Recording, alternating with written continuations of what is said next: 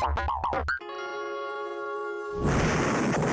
and welcome to Who Dares Rolls TV. I am your host, Mike B. And today we're doing a preview of a forthcoming Kickstarter game. We're going to be looking at Outbreak from designer Richard Davies and Dark Frontier Games. This is one I've had off and on for the last couple of months, actually, which has been advantageous because I've been able to play it more.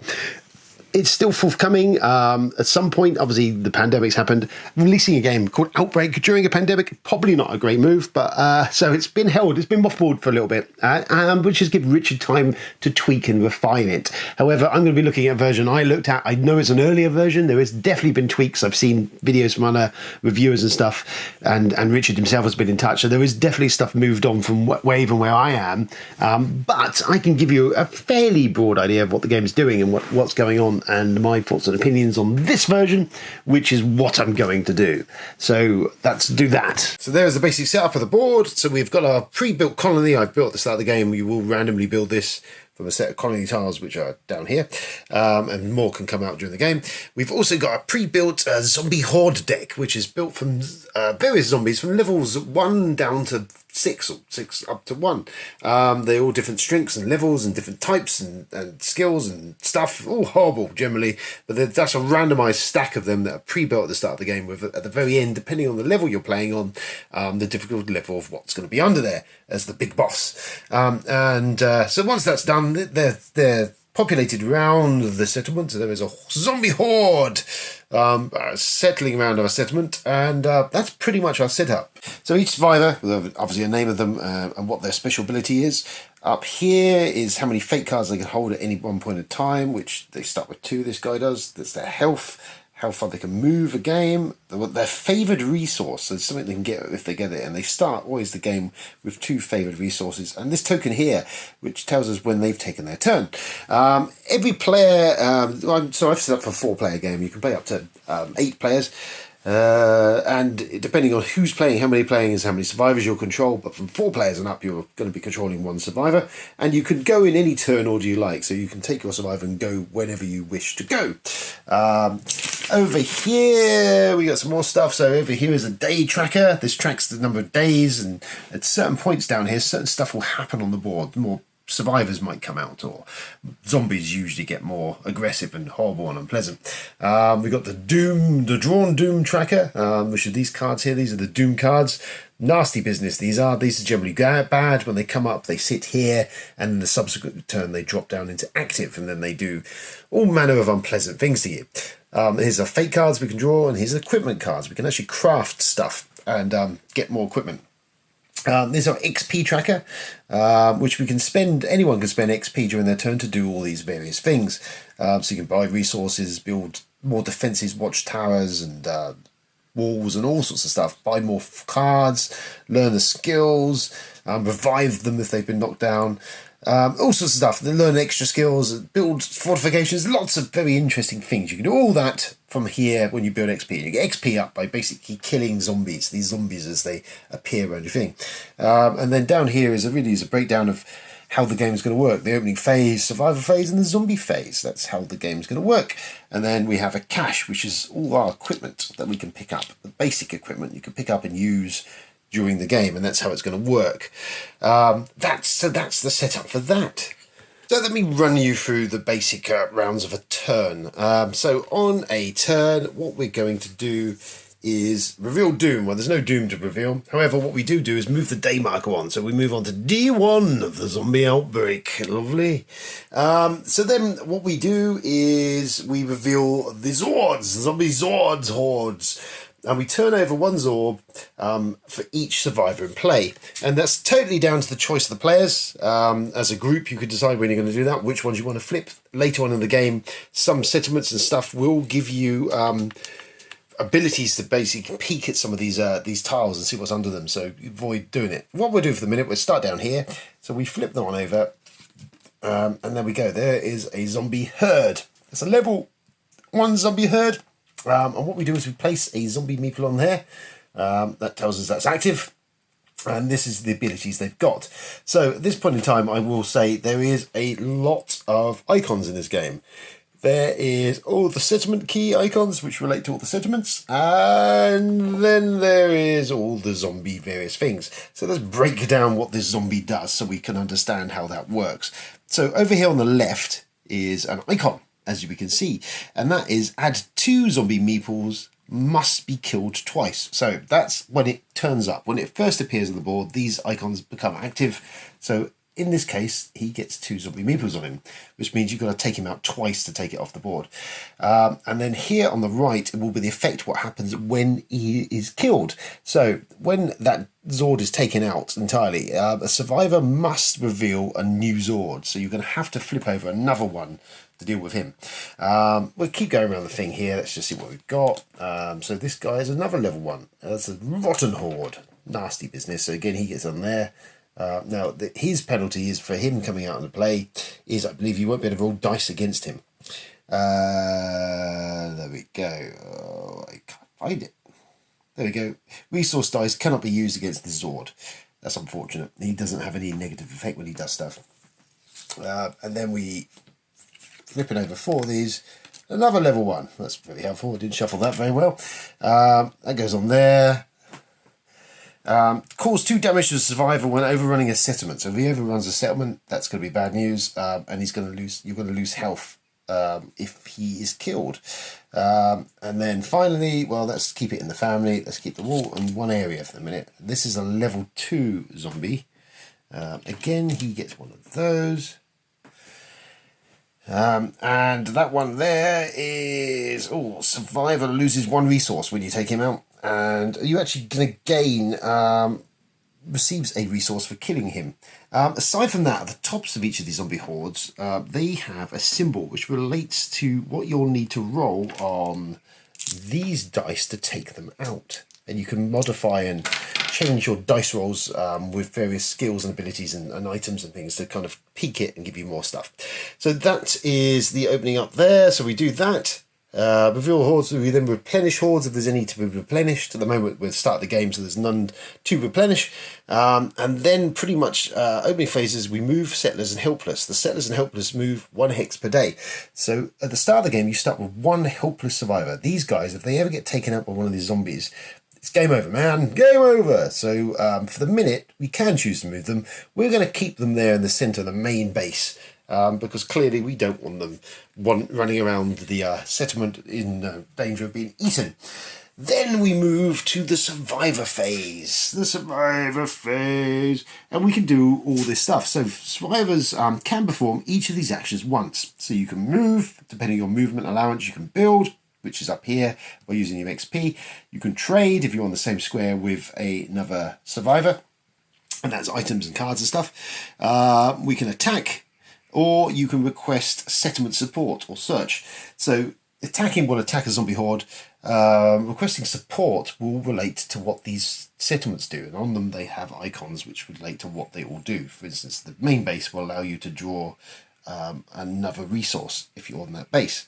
So that is, for instance, is fuel in this guy's place, or bullets in here, or barricades on this guy.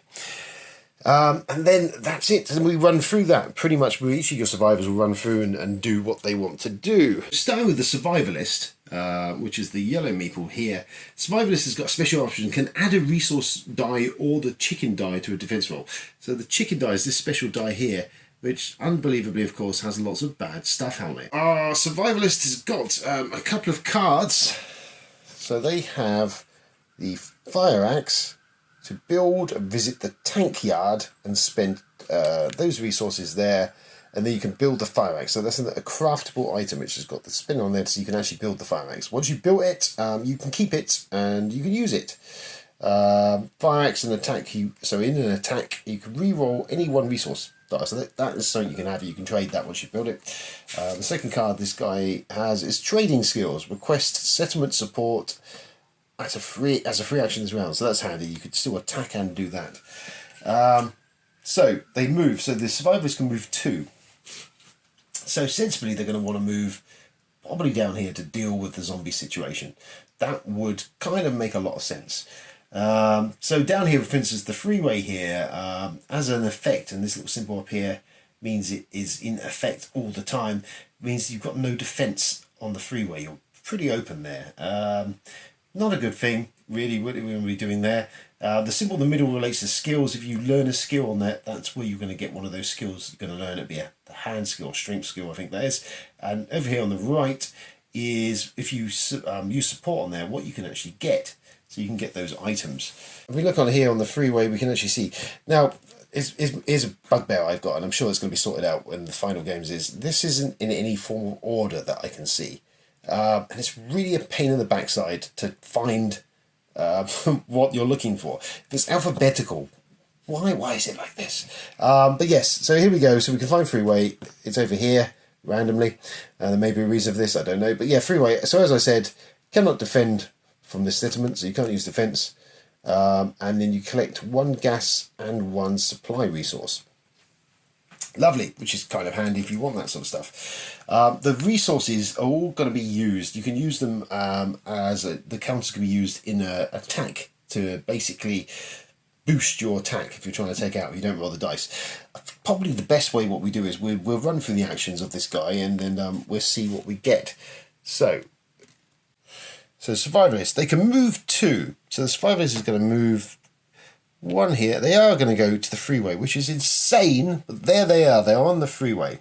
So they can build. We've got no XP, so we can't build anything. We can't trade. There's no one there, but we can attack. Now, when you attack, you make a free resource dice roll. So there we go. There is the free dice we've got there to roll. What you're doing on an attack, we're going to have to claim which one we're attacking. So we'll attack the Deadites here. So we need a fuel token to take them out. Now, my character doesn't have any of the fuel resources there, so there's a thing to bear in mind. But we'll risk it for a biscuit. We roll the dice and we have a look. Well, I have rolled a fuel resource. Very helpful. So with that, we can take the zombie out. So we kill it. But what we do is we'll lose a health for taking that out. And we get 1 XP. This over here. Donk. And that's dead. The Zord discard deck. One thing I did mention on here, so the skulls are wild on here, so these can be wild. And also if you get a situation where you roll these dice like this, then you could spend the one, so we spent the one taking out the Zord, but we've still got a backpack and a wild, so that could be potentially either this or this. So we could split the attack up for the minute. So we could take out that one as well. So it gives us another XP. Boom, boom, boom. Leaving, though, the others in place. That's pretty much that player's actions. Now, they have left themselves in a terrible situation, to be honest with you. All the other survivors can do similar things. For instance, you can go up here to the tank yard, put fuel in the tank yard, and you can control a tank and drive a tank around and do stuff. Some of these allow you to res characters, or to get more tiles, or to get more resources. The Fallout shelter, for instance, if you're on there, you can hide in the shelter, and when it's overrun, you won't lose health. What we're essentially doing is, these zombies, every round, is we will move into the zombie phase, which is, I'll run you through that now. So what we do in the zombie phase, we stand up any meeples that are sat down. At the moment, obviously, none of them are. When they act and do an action, they will roll over and lay dead to show that they've done their thing. So there's none of them, so then we surge them. So every meeple will move onto this space here, which means they are preparing to move. They won't move this turn, but next turn they will then move because there's nothing else for them to move on that tile. Some of them have a double thing, they can move faster, some of the bigger ones, and they will move on into there. This is the end of the round, and these guys are all ready to go. So he would essentially attack this area here. Now, you can potentially have defences, these little bunkers built in there, which give you extra sort of defence when you're in there. You can build a wall, which is very helpful, fortification. You can even build these kind of like little lookout towers, which allow you to attack zombies further away. And some of the characters, there's a sniper character which allows you to use that ability to be able to get up the tower and get more range on their weapons and shoot things from a couple of tiles away. Sort of stuff like that. All kind of helpful. Watchtower is useful for you can basically flip over these tiles and have a look from a watchtower what's going to happen. So if this attacks, again it comes down to dice roll. If it's going to attack that thing, if you're being overrun, and then they defend. So that attacks, and we roll the defense dice. And in much the same way as the other stage is, if we roll those dice there. So we've got a wild, which is handy. A barricade is no use, a backpack is no use, and foam thrower is no use. The wild would allow us to kill one of them. If the defensive roll fails, they're overrun. So essentially that has failed because there's 2 zombies on there. So it will fail, which is not helpful. So in which case, when it's overrun, it's essentially they're forced back to there. So it's going to drop back to the command center. That would move over the top of that, like so. Reset back up to there to show that it's taken its move. It's now done. Not only that, because something's been overrun, is they lose a wound. They get a wound for being overrun on there. And because a bit of the settlement has been overrun, is we have to pull a Doom card, which is never much fun. So a Doom card is one of these. What that will do is that sits up there, and it won't come into effect until next turn. What it says here is the fog. Survivors must discard a resource token if they wish to attack or defend. That's just horrible game altering effect. That's pretty much it. That's how the whole round goes. What will then happen is we rinse, repeat. The zombies will move in, close in. Survivors will move and do stuff. And then at the start of the turn, we refresh. Any gaps in the thing will be filled up with fresh zombies. They go down like so. And then we would flip them over in any order.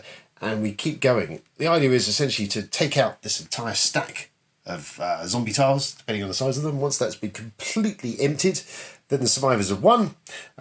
Should the hordes make it to the main base, take that out, then it's game over. If they killed the helpless, it's game over. There's lots of chance for game over. And that is the briefest of overviews of Outbreak, the game of zombie annihilation, basically. Yes, cool. Just as a hint, we can say it's quite nice that there's lots of end boss stuff there, all sorts of stuff. There's different various levels of them. They're kind of cool. The Deadeye King, that's pretty cool. Nice reference to Evil Dead 2. Also cool. I've not played with these, but these were in there as well. These are like kind of random add-in beasties. So I think these might well be in the Kickstarter, like epic badasses. So there we go. There is Outbreak, and that's out the gate. First of all, before we do anything else, to say it is a cracking game. I've really enjoyed it. It's a great sort of mash of ideas and stuff going on. So you've got like a city building feel to it. You've got a tower defense feel to it. You've got the zombie apocalypse thing happening, and this whole sort of juggling of resources and building and fighting these hordes. It's really just interesting and like a deep and fun sort of thing. It's really, every time I come back to it and played it again, I've enjoyed it, which is, I think it's key to it. It is a lot of fun. So breaking it down, let's have a look at some of this stuff. So maybe let's go through the stuff that is a bit clunky at the moment, and some of it's being addressed or will be addressed. Let's go through that first of all. So the rulebook, it needs some refining. Essentially, it's trying to cover a lot of ground, and actually I've read much worse rulebooks and certainly much worse Kickstarter rulebooks. So this is definitely at a nebulous stage, and I totally get that. So it does its job quite well. However, it does need further refining. But as I say, I've read much worse. As a work in progress, it's a damned good start. Biggest crunch on this one is icons. There's icons everywhere. There was icons. I mean, I've shown during the video you were seeing that there was like the reference cards, and there's about 2 of those. Everything is covered in icons. Iconography is always a bane of a board game. It's how you do that and get it to work. And a lot of them are intuitive, and certainly with continued plays, it becomes easier to track it down. But certainly that icon sheet is, as I showed in the video, and I know that has been addressed subsequently. And I'm sure when the Kickstarter runs, you'll see that how that's been improved or changed. But yeah, finding stuff is, when you're first playing, it's just like, oh, what am I doing? But yeah, it still works. It's still playable. It's still doable. Now the game itself there's a lot happening. There's a lot of spinning wheels taken in stages that the rulebook does and the reference player guides do. It's easy to sort of break it down and nibble away at it as you play it. And certainly as you play it, it all becomes far more intuitive. Initially, yes, there was this just massive stuff happening, and it can be a little bit like intimidating, almost like, oh my god, there's this big board, there's lots going on, there's lots of iconography, if you take it in these phases and play it through, especially the first round or so, once that starts to make sense, it kind of flows much better. But it is a game that's doing a lot. There is an awful lot happening. And maybe it could be refined down further. It could definitely be something done. It kind of works in its thing, and it's got a lot of charm, the old school charm to it with what it is doing. It's kind of that balancing act between keeping all of that good stuff, but maybe just trying to just streamline it into something just a bit more playable, a bit more user-friendly. But I definitely would hate to see too much of that, of what it's doing, drop off in the process. That's why game designers do this stuff. That's why I'm not a game designer. But yes, it's great stuff. Really enjoy it. So yes, there's that. So yeah, into the meat of it, really, the review of it. So if you've played games like this is video game stuff, but things like They Are Billions or SimCity and all that sort of stuff, it takes all of that stuff, that idea of you being in this beleaguered city, being just hordes of stuff coming, and really delivers on that tabletop experience of that type of game. I mean, if you've played They Are Billions, which is a great, fun, tower defense-y sort of SimCity-ish feel game on Steam, which I strongly advise have a look at if you're a fan of that sort of stuff. It's doing that very well, and it's really good fun. I love the survivors. I love all the different skills they've got. I like it's dice rolling, which I enjoy a bit of dice rolling. There's just that nice level of random, and there's a lot of stuff, and there's a lot of components in this game, cards and all sorts. So I mean, there's the replayability is completely out of the park in regards to that, and if it retains any and all of that amount of content, and I think it is, and certainly it's being refined as we go, and I've seen different cards and different stuff from Richards has shared, that it's doing that, so that it's delivering an awful lot of options, awful lot of playability. It works very well at a solo player count. I've played it solo as I've had the opportunity, stuck in the old shed like I have been. Works very well like that. It also works very well as group play, co-op play. I've played with a family. The kids have been involved and they enjoy a zombie game.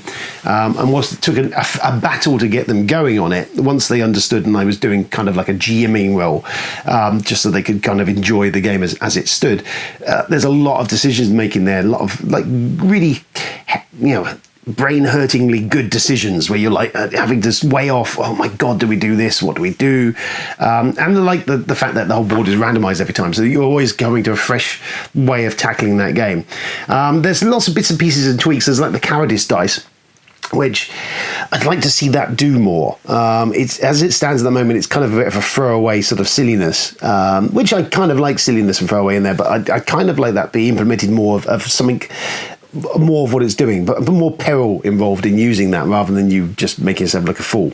And it kind of that kind of is a one-hit joke really, where I can't see it in groups not being really embraced as what it is. So I think I'd like to see that more mechanisms added to that, and maybe your survivors running away or something.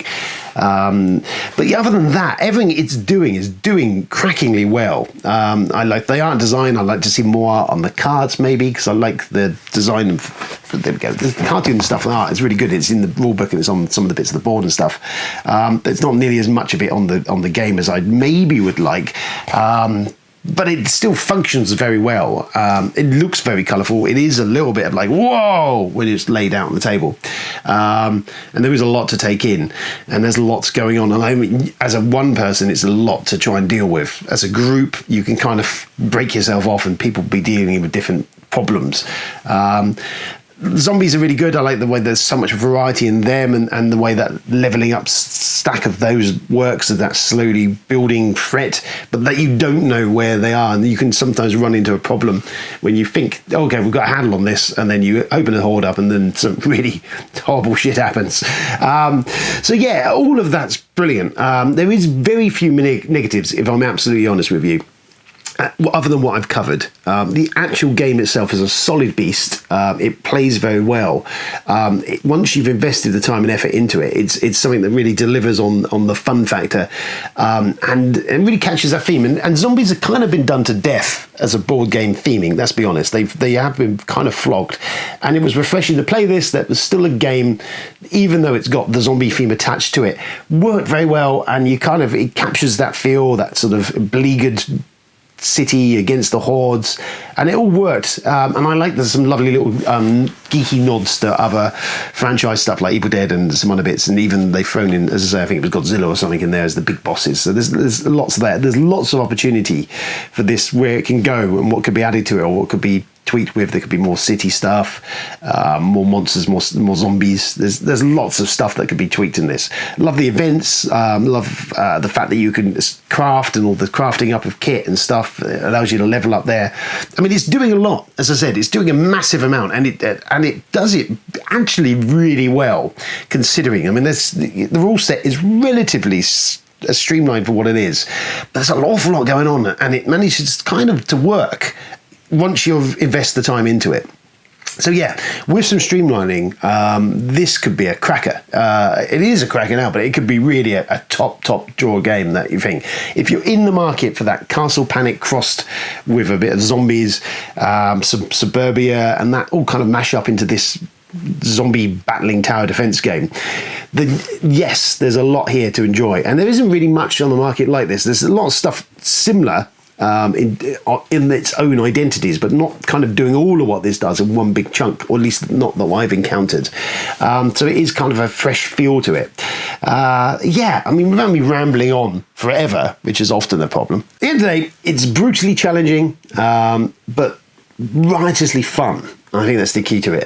As a really co-op experience, it's really good fun. And there's a lot to think about. There's no problem with like an alpha player in this. There's no quarterbacking, because there's so much going on. There isn't really an opportunity for one person to really be ruling a roost. Everyone needs to be dealing with their problems and communicating, and it has that feel of that sort of, oh my god, they're coming in, they're breaching the north side of the city, and you're kind of sending your guys in tanks, you're building and sending those units out. Yeah, I mean, it reminds me a little bit in some regards to Lifeform, which is a game I really enjoyed, that has that kind of callback to some older style of game, where it's not so pandering to the real, oh, here's 3 rules and off you go sort of stuff. It is expecting you to put a bit of effort into to learn it, and it's got a meat on it. But if you want that depth of gameplay, if you want that enjoyment level on those options, then yes, you've got to take all of it together, and you've got to have those options, those rules, that stuff, all these extra things going on. So yeah, I mean, I've rambled. At the end of the day, it's a cracking game. Really enjoyed it. It's a solid game. I don't know what the price point is going to be on it at the moment, but there's an awful lot of content, even in the box that I've been sent. And if it's anywhere close to that, what you'll be getting, you've got a game that you can play for months and months and months on end, and that's all you need in your life. We don't do that, of course, but it is there. So replayability is top drawer. The game is solid stuff. As I say, I've covered the negatives on it, and there's not much. It's cosmetic, or it's rules based, or it's thing. The actual core game is an absolute top drawer, solid experience. Really enjoyed it. Really did enjoy it. Keep an eye out. I don't know when it's dropping to Kickstarter, and I will, subsequent to this, when we do know more when it's coming out, then I'll follow up in another video or some other information and let you know. But yes, that is Outbreak from Richard Davies and Dark Frontier Games, and it comes strongly recommended as a really cracking game. Keep an eye out for Kickstarter. It's one you're not going to want to miss. I think if you're in that ilk and you want that genre and you like that style of gameplay and what it's doing, then yes, keep an eye on it and nab yourself a copy, because you don't want to miss out on this one. It's a good one, it's a cracking one, and I'm thumbing it up somewhere, wherever that fun went.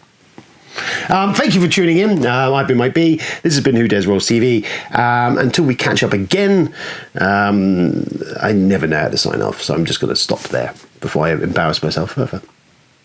Bye.